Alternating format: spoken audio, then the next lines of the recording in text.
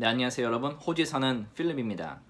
오늘은 제가 예전에 호주에서 잠시 알고 지냈던 동생이 저에게 했던 질문이 있어요. 그때 제가 그 동생에게 이제 답변을 해줬던 내용이고, 근데 지금 덧붙여서 이 영상에 또 이렇게 알려드리면 또 많은 도움이 되지 않을까 해서 이 영상을 남기게 됐는데요.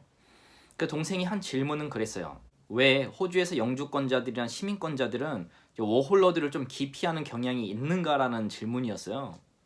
그러니까 워홀러 입장에서는 좀 영주권자들하고 시민권자들하고 이렇게 친해지고도 싶고 얘기도 해보고 싶은데 좀 이렇게 좀 어려웠나 봐요, 그런 부분들이. 그래서 그 부분에 대해서 제가 얘기를 했던 부분이 있고, 그리고 또 몇 년이 지나다 보니까 제가 조금 더 덧붙여서 이렇게 영상을 통해서 얘기를 해드리면 좋지 않을까 생각을 합니다.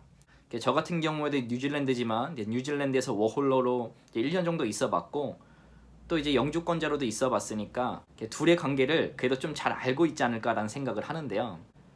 제가 하는 말들에 대해서 이제 호불호가 갈릴 수도 있고 공감을 하실 수도 있고 안 하실 수도 있지만 제 솔직한 이야기들을 한번 해보도록 할게요.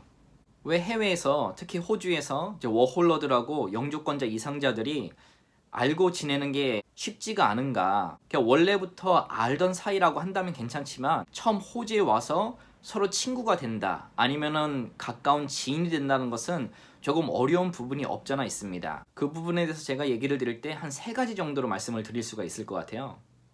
우리 인생은 좀 매정하겠지만 기브 앤 테이크에 이제 밸런스가 맞춰져 있습니다. 뭐 한국에서도 내가 한번 밥을 사면 누가 밥을 사고, 그 다음에 내가 한번 도움을 주면 이제 도움을 받고, 뭐 이런 식으로 우리가 알게 모르게 기브 앤 테이크가 되어 있는데, 워홀러들이나 유학생을 같이 얘기를 할게요. 이 워홀러들이나 유학생들하고 영주권자하고 시민권자하고는 이 삶의 밸런스가 맞질 않습니다. 그러니까 기브 앤 테이크가 그 밸런스가 맞을 수가 없어요. 저도 뉴질랜드에서 이제 워홀러로 있어 봤지만 거기서 영주권자나 시민권자를 만나면 제가 폭풍 질문을 해요. 그 다음에 뭐 할 때도 뭐 제가 사드릴 때도 있었지만 거의 다 얻어먹을 때가 많았어요. 워홀러다 보니까 돈이 없었고, 저도 그 어린 마음에 그런 생각을 했었죠. 아, 영주권자 이상자면은 그래도 웬만큼 성공하신 분들이다. 또 영주권자라고 한다면 워홀러들보다 이제 나이도 많잖아요. 누가 뭘 사준다고 했을 때 꺼리낌이 없이 이렇게 받아 먹었던 기억이 있어요. 지금 생각하면 참 죄송하기도 한데, 제가 산 거는 뭐 밥을 먹고 나서 커피 한 잔 정도를 이렇게 대접했던 기억이 있습니다. 그러니까 워홀러하고 영주권자 이상자들하고 만나게 되면 항상 이게 기브밖에 안 되는 거예요. give and take가 안 됩니다. 그런데 우리 사람이라는 게 그렇잖아요. 우리가 정말로 자원봉사자가 아닌 이상 누가 어떤 사람이 계속 주기만 할 수가 있겠어요. 항상 주고받고 하는 give and take가 돼야지 밸런스가 맞고, 친구 사이에서도 저는 그게 맞다고 생각을 하거든요. 근데 워홀러들이나 유학생들이 영주권자 이상자들에게 줄 수 있는 게 거의 없습니다. 근데 영주권자들이나 시민권자들은 워홀러들에게 줄 게 엄청나게 많아요. 그러니까 이미 만남에 있어서 이 밸런스가 맞지가 않기 때문에 워홀러들이나 유학생들하고 이제 영주권자 이상자, 시민권자들하고는 좀 친구가 되기가, 아는 사이가 되기가 저는 쉽지가 않다고 봐요. 간단하게 이게 첫 번째 이유고요. 두 번째 이유는 워홀러들하고 영주권자나 시민권자들하고 지향하는 목표와 방향이 다릅니다. 완전 달라요. 그러니까 둘이 만나게 되면 동문서답을 할 수밖에 없어요. 우리가 예전에 선조들이 얘기한 게 이게 유유상종이라고 하죠, 그죠? 저는 그 말이 여기서도 쓰인다 생각을 하는데, 저는 사람의 본능이 그렇다 생각을 해요. 나에게 도움이 되는 사람하고 만나는 것을 더 좋아하지, 내가 항상 손해를 보면서 누구를 만나야 된다는 생각은 안 하실 거예요. 그래서 우리가 친구들을 보게 되면 그렇지 않은 경우도 있지만, 그래도 우리가 사회생활을 통해서 만나는 친구들을 보면은 정말 유유상종입니다. 거의 같은 레벨의 친구들을 만나게 돼 있어요. 같은 레벨의 친구들을 만나야 얘기도 통하고 재미도 있으니까. 그런데 이제 지향하는 목표와 방향이 다르다 보면은 근데 이게 얘기가 안 통해요. 재미가 없습니다. 그럼 다시 본론으로 들어와서 워홀러들이 지향하는 목표하고 방향은 무엇일까요? 워홀러들을 만나면 거의 다 그런 얘기를 해요. 어떻게 해야 시티잡을 구할까? 어떻게 해야 시급을 더 많이 받을 수가 있을까? 어떤 농장이 좋은가? 어떤 공장이 좋은가? 그 다음에 어떤 쉐어하우스에 들어가야 되나? 그리고 최종적인 목적으로 어떻게 영주권을 받아야 되나? 이런 얘기들을 많이 합니다. 그러니까 워홀러들끼리 만나면 그런 얘기들 때문에 재미있잖아요, 그죠? 그럼 영주권자 이상자들에게는 어떠한 목표와 방향이 있을까요?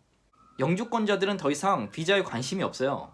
그러니까 영주권자 이상자들을 만나게 되면 대개 하는 말이 이제 시민권을 받아야 되나 말아야 되나, 그리고 어떤 사업이 잘 되는가, 그리고 집은 얼마에 구입을 해야 되는가, 아니면 이제 렌트 값은 어디가 더 저렴한가, 그리고 자녀들 교육은 어떻게 시켜야 되는가, 그 다음에 차는 어떤 종류의 차를 몰아야 되는가, 그리고 세금은 어떻게 절감을 할 수가 있는가, 뭐 이런 얘기를 한단 말이에요.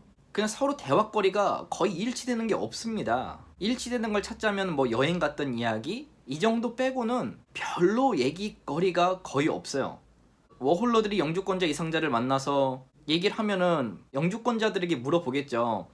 뭐 어떻게 시급을 더 많이 받냐, 어느 일자리가 좋냐, 어느 지역이 좋냐, 그 다음에 영주권을 어떻게 받았냐, 어떻게 받을 수가 있냐, 어떤 방법이 더 쉽냐 물어볼 수가 있는데, 이 영주권자 이상자들은 워홀러들에게 물어볼 게 거의 없어요. 워홀러들이 물어보는 것은 영주권자 이상자들은 거의 다 대답을 해줄 수가 있지만, 이 영주권자 이상자들이 워홀러들에게 물어봤을 때는 대답을 해줄 수 있는 게 거의 없습니다. 그러니까 이 밸런스가 맞지를 않는다는 거거든요. 그러니까 저도 워홀러에 있어봤지만 워홀러가 영주권자 이상자를 만나면 얻을 수 있는 정보도 많고 재밌어요. 얘기를 들으면 뭐 그 사람의 스토리를 들어보면 되게 재미있는데, 영주권자가 워홀러를 만나면 별로 재미가 없습니다. 같은 영주권자를 만나서 정보를 공유를 해야 되고 더 좋은 지식들을 얻어야 되고 더 많은 정보들을 얻어야 되는데 워홀러들에게는 얻을 게 없다 이거예요.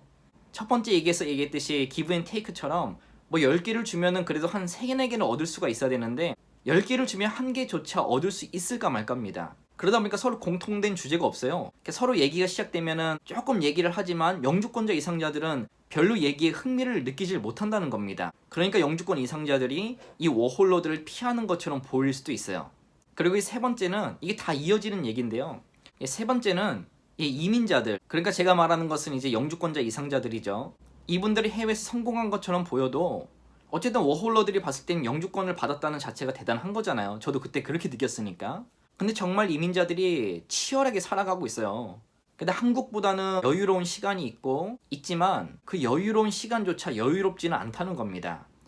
왜 그러냐면 저도 20대를 겪어왔지만 20대 때는 그래도 알차게 보내시는 분들이 많겠지만 저 같은 예를 들었을 때는 낭비하는 시간도 되게 많았어요. 내 감성에 따라, 기분에 따라 뭐 정말 좀 이렇게 시간을 낭비하면서도 내 인생을 즐겼던 때가 많은데, 근데 나이가 들어갈수록 시간이 아깝고 시간을 더욱더 쪼개서 쓰게 되더라고요. 시간이 너무 빨리 가니까. 그런 측면에서 봤을 때 이 영주권자 이상자들은 정말 바쁘게 살아갑니다. 왜냐하면 직장에서 일을 해야 되고, 왜냐하면 직장에서 열심히 일을 해야 돼요. 왜냐하면 집값도 내야 되고 공공요금도 내야 되고 가족들도 돌봐야 되고, 그리고 일이 끝나고 와서는 자기 휴식을 취하든가 또 아이들과 시간을 보내줘야 되죠. 쉬는 날 같은 경우에는 재충전의 시간을 갖든가 가족들과 여행을 가야 되죠. 그러니까 어찌 보면은 워홀러들과 보낼 시간이 없는 거예요. 우리가 서로 만났을 때 재미도 있고 얘기도 통해야지 이 스트레스도 좀 풀고 할 텐데, 영주권자 이상자들이 워홀러를 만났을 때는 뭐 스트레스를 풀기도 애매하고 그리고 또 공통된 이야기거리가 없고, 그러다 보니까 워홀러들이 영주권자 이상자를 봤을 때는 이 워홀러들을 좀 기피한다 생각할 수도 있어요. 근데 영주권자 이상자들한테는 워홀러들에게 신경을 쓸 시간도 없고 여유도 없다 이겁니다. 그리고 만났을 때 재미도 반감이 된다는 거죠. 이러한 이유에 따라서 뭐 다른 나라는 모르겠지만 호주 같은 경우에는 워홀러들하고 영주권자 이상자들하고 알고 지내는 게 쉽지는 않다. 그리고 친구가 되는 것은 더욱더 어렵다라고 저는 생각을 합니다. 저도 워홀의 시간을 보내봤지만 워홀러 분들에게 말씀을 드리고 싶은 거는, 해외에서 한국인 영주권자 이상자를 만나려는 것보다 해외 친구들 더 만들어서 사귀고 그들과 교류를 하는 것이 훨씬 더 유익하다 저는 생각을 하거든요. 왜냐면 해외 친구들 같은 경우에는 우리가 한국인이고 다른 나라 문화를 가지고 있다 보니까 그런 게 신기해 보일 수도 있고 서로 만났을 때 재미가 있어요. 그 다음에 기브 앤 테이크가 될 수가 있습니다.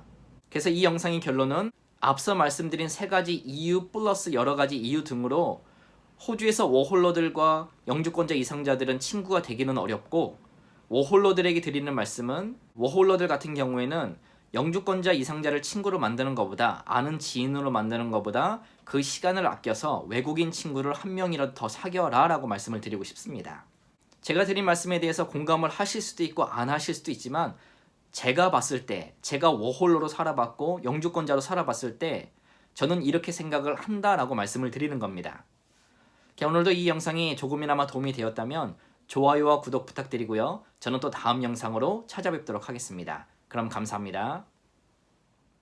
네, 마지막으로 드릴 말씀이 있어서 영상을 다시 켰는데요. 저 같은 경우에는 지금 이제 영주권자고 후에 시민권자가 될 건데, 혹시 브리즈번에 사시는 워홀러들 중에서 저의 조언이 필요하다든가 아니면 저랑 얘기를 하고 싶다고 한다면 브리즈번 시티나 어디서든 저를 보게 되면은 아는 체를 하시고 얘기를 해도 좋을 것 같긴 합니다. 저 같은 경우에는 워홀러들이나 유학생들 만나서 비자 상담해주는 것도 상당히 좋아하고, 사람들과 만나서 얘기하는 것도 좋아하는 편이니까요.